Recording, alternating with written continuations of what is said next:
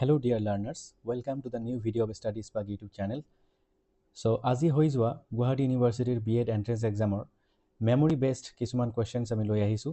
এইটো ভিডিঅ'ত আমি কিছুমান মেমৰি বেসড কোৱেশ্চন ডিসকাশন কৰিম আৰু যিবিলাক কোৱেশ্চনছ আপোনাৰ আগন্তুক টেট এডিআৰই আৰু জিটি ৰিক্ৰুটমেন্ট এক্সামৰ কাৰণে বহুত ইম্পৰ্টেন্ট হয়। So without any further delay, let's start today's video. So আমাৰ আজিৰ হৈ যোৱা পৰীক্ষাৰ প্ৰথম প্ৰশ্নটো হল what is ChatGPT? So ChatGPT মানে কি হয়? So আপোনালোকে ইতিমধ্যে জানে বহুতে ChatGPT ইউজ কৰে। So ChatGPT কি হয়? এটা এডভান্সড AI পাৱাৰ্ড টুল হয়। এটা এডভান্সড AI পাৱাৰ্ড টুল হয় আৰু যেটো ডেভেলপ কৰিছে ওপেন AI আৰু AI মানে কি হয়? আৰ্টিফিশিয়াল ইন্টেলিজেন্স।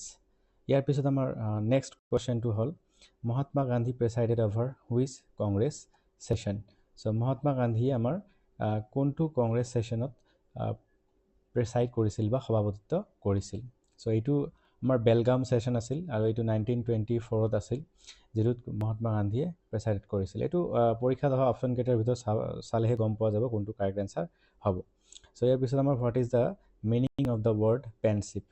সো পেনশিপ যেটো ৱৰ্ড আছে সেইটোৰ মিনিং কি হয়? সো পেনশিপ মানে হল engaged in or involving বুজায় বা রিফ্লেক্ট করা deep or serious thought. So pensive মানে এনগেজড হওয়াও বুজায় বা ইনভলভ হওয়াও বুজায় সেইখিনি হয় আৰু অপশন কেইটাৰ ওপৰত ডিপেন্ড কৰিব আমাৰ কোনটো আনসাৰ হ'ব। সো ইয়াৰ পিছত আমাৰ নেক্সট কোৱেশ্চন হল what is the meaning of the idiom white elephant. White elephant ইডিয়মটোৰ মিনিং কি হয়? সো হোৱাইট এলিফেণ্ট মানে হল এটা ইউজলেছ বা ট্ৰাভেলছাম বা এক্সপেন্সিভ টু মেইনটেইন এনেকুৱা এটা মিনিং বুজাব। অপশন কেইটা চালে আমাৰ যেটো সেই মিনিং হিচাপে সুইটেবল হ'ব সেইটো আনসাৰ হ'ব।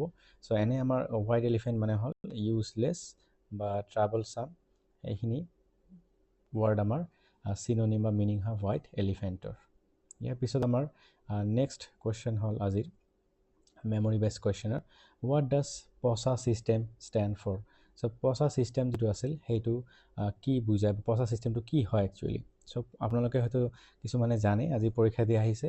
পছা সিস্টেম কি হয়? আমাৰ এটা হিষ্টৰিক ট্ৰেডিশনাল ট্যাক্সেশন সিস্টেম হয় নৰ্থ ইষ্ট বা স্পেশালি আসামত যেটো হৈছিল আৰু ক'ত হৈছিল এইটো হিলি ট্ৰাইবছ বিলাক যিবিলাক আছিল সেই ট্ৰাইব বিলাক এটা ৰেগুলাৰ এটা এলাউন্স পে কৰিব লাগিছিল ৰুলাৰ বিলাক।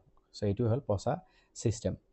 ইয়াৰ পিছত আমাৰ next question what is the private school seat reservation percentage for EWS means economically weaker section. Economically weaker sectionৰ কাৰণে আমাৰ EWS ৰ ৰিজাৰ্ভেশন সিস্টেমত কিমান পাৰ্সেন্টেজ ৰিজাৰ্ভ আছিল বুলি কৈছে। সো এইটো 25% হ'ব। ইয়াৰ পিছত আমাৰ next question who is considered as the founder of AI। AI মানে হল কি? Artificial intelligence. তো আমাৰ আৰ্টিফিশিয়াল ইন্টেলিজেন্সৰ ফাউণ্ডাৰ বুলি কাক কোৱা হৈছে? এইটো হল জন মেককাৰ্থি। জন মেককাৰ্থি CRTHY। সো জন মেককাৰ্থি হল আমাৰ ফাউণ্ডাৰ অফ AI আৰ্টিফিশিয়াল ইন্টেলিজেন্স। ইয়াৰ পিছত next question which prestigious award is given to journalist. So journalist বিলাকক কি প্ৰেষ্টিজিয়াছ এৱাৰ্ড দিয়া হয়? এইটো হল পুলিটজাৰ প্ৰাইজ ইন্টাৰনেশ্যনেল যেটো হয় পুলিটজাৰ প্ৰাইজটো দিয়া হয় ইন্টাৰনেশ্যনেল লেভেলত। আৰু ইণ্ডিয়াতো বেলেগ এটা এৱাৰ্ড দিয়া হয় সেইটো হল Ramnath Goenka excellence in journalism award আৰু এটা আছে চামেলি দেৱী জৈন এৱাৰ্ড। এনেকুৱা কিছুমান এৱাৰ্ড আছে যিবিলাক জাৰ্নালিষ্টক দিয়া হয়। কিন্তু ইন্টাৰনেশ্যনেল লেভেলত যদি কোৱা হয় তেতিয়াহ'লে পুলিটজাৰ প্ৰাইজটো হ'ব এনসাৰ। ইয়াৰ পিছত আমাৰ next question what does RMSA stand for. So RMSA কি বুজায় বা RMS ৰ ফুল সম্পূৰ্ণ নামটো কি? সো এইটো হল ৰাষ্ট্ৰীয় মাধ্যমিক শিক্ষা অভিযান।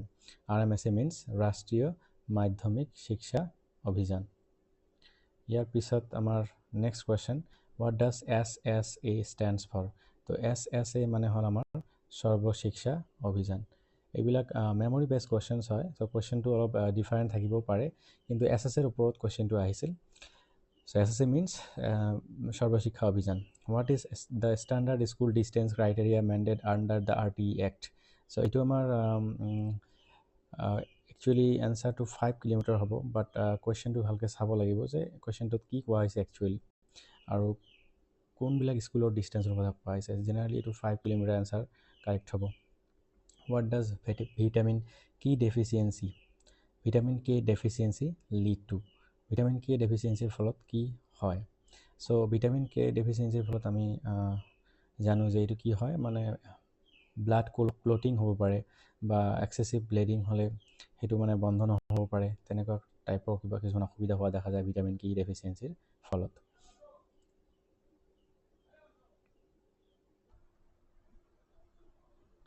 ইয়াৰ পিছত আমাৰ নেক্সট কুৱেশ্যনটো হ'ল question number 13। So' Mayank Chakraborty belongs to which state? So' Mayank Chakraborty কোনটো ষ্টেটৰ পৰা বিলং কৰে? চ' আমাৰ এনচাৰ হ'ব এইটো আছাম। চ' মায়াংক চক্ৰৱৰ্তী আমাৰ আছাম ষ্টেটৰ পৰা বিলং কৰে আৰু তেওঁ কোনটো খেলৰ লগত জড়িত? চেছৰ লগত জড়িত। তাৰপিছত আমাৰ next question, who is the Nobel prize awardee in physics in 2025? So' ফিজিক্সত নোবেল প্ৰাইজ এৱাৰ্ডি আছিল 2025ত John Clarke, Michael H Devoret, এইবিলাক হ'ল 2025ৰ ফিজিক্সৰ নোবেল এৱাৰ্ডি। তাৰপিছত আমাৰ নেক্সট কুৱেশ্যন, মৃত্যুঞ্জয় কোনে লিখিছিল? চ' মৃত্যুঞ্জয় আমাৰ লিখিছে বীৰেন্দ্ৰ কুমাৰ ভট্টাচাৰ্য, আৰু যিটোৰ কাৰণে তেওঁ প্ৰেষ্টিজিয়াছ জ্ঞানপীঠ এৱাৰ্ড লাভ কৰিছিল। ইয়াৰ পিছত আমাৰ in which year was the RT act enacted? So' RT act enact কেতিয়া হৈছিল?